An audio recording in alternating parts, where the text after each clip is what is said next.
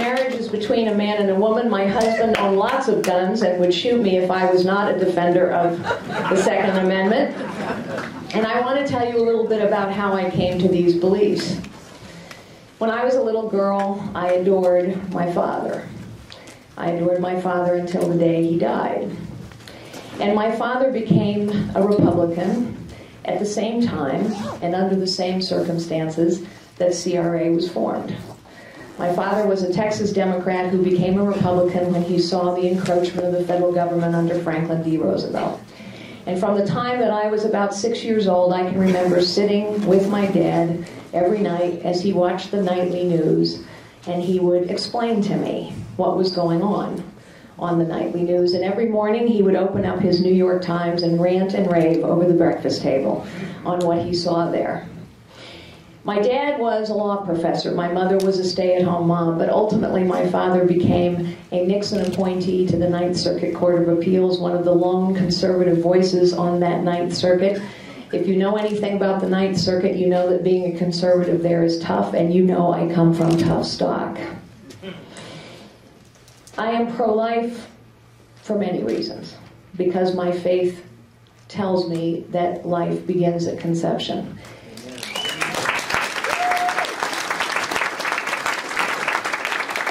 But also because of the personal experiences that I have had.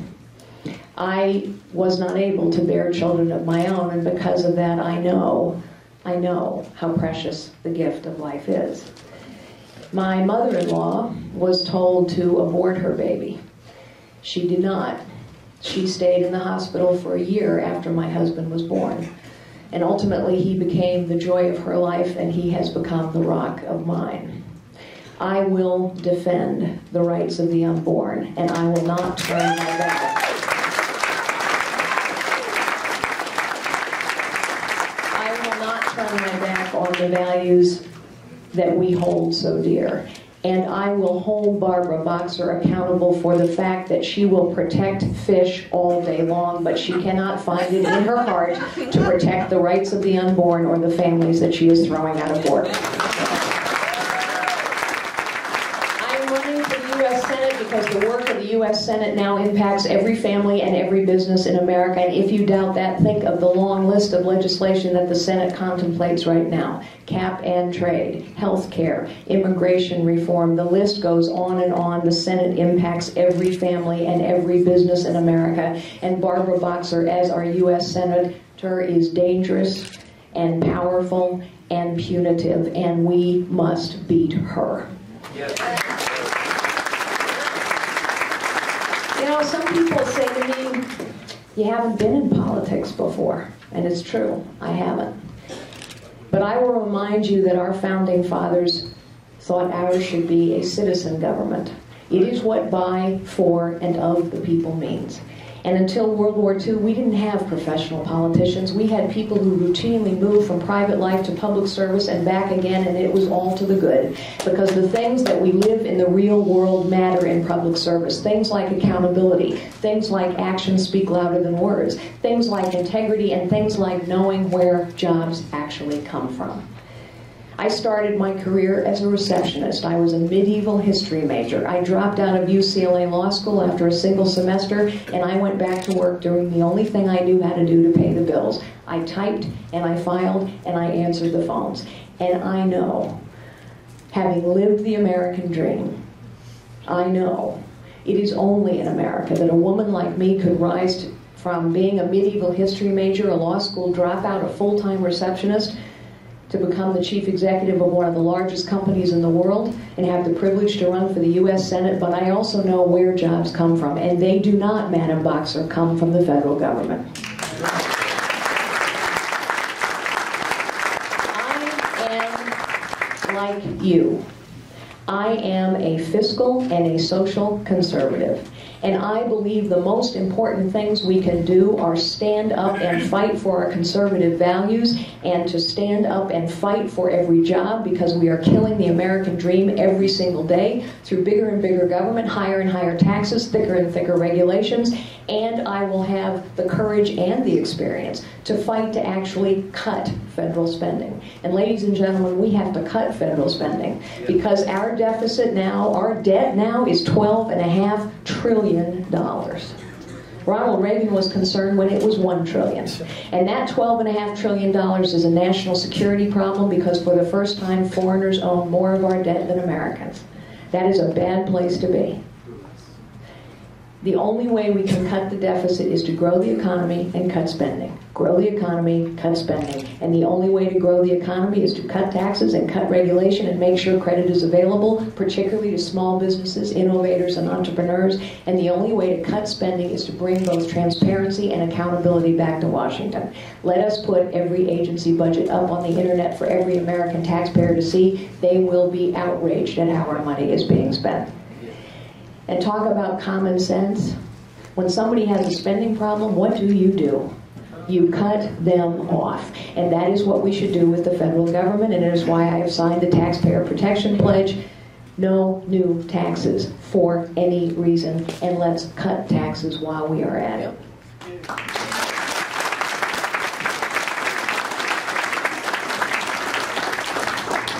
Ronald Reagan spoke of a time for choosing. And I believe this is a time for choosing. I believe this is a pivotal time in our state and in our nation. And if we do not succeed in taking our government back now from people like Barbara Boxer, I do not believe we will get another chance. Things reach a tipping point. And I believe the voters in California and the voters in this nation realize that. That's why they are coming out in droves, sometimes for the first time in their life, to stand up and say, wait a second, we have to return to the values that founded this nation. We have to return to an understanding of who creates the American dream. And it is not the unions, and it is not the federal government, and it is not Barbara Boxer. I will beat yes, you can applaud. You can applaud.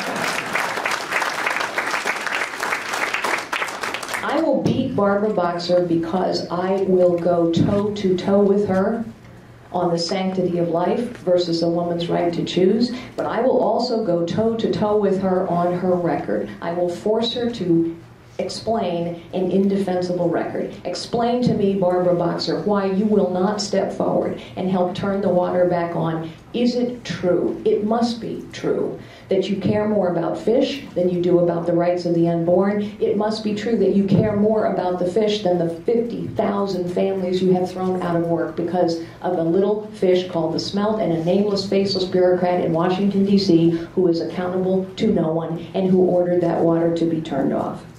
I will hold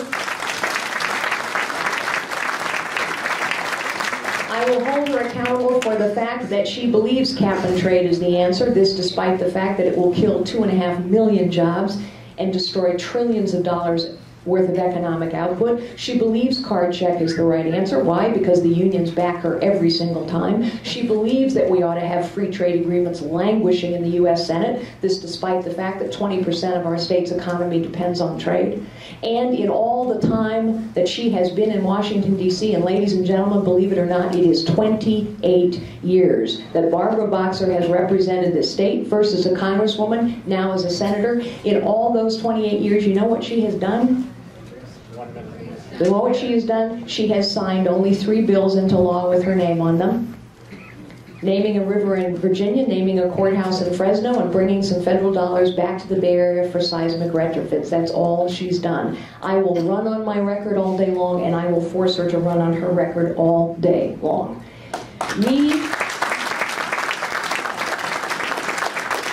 If we do not defeat Barbara Boxer this time, then she will be more dangerous, more powerful, more punitive than she has ever been. And we can count on cap and trade and card check. And oh yes, by the way, this week she called vigorously for the United States to become a signatory to the UN Rights of the Child Agreement. I am a conservative because I have faith. I am a conservative because I have faith in people. And I know that people will make better choices for themselves and their families than a bureaucrat can make for them. And I know that people will spend their own money more wisely and well than a bureaucrat will spend it for them.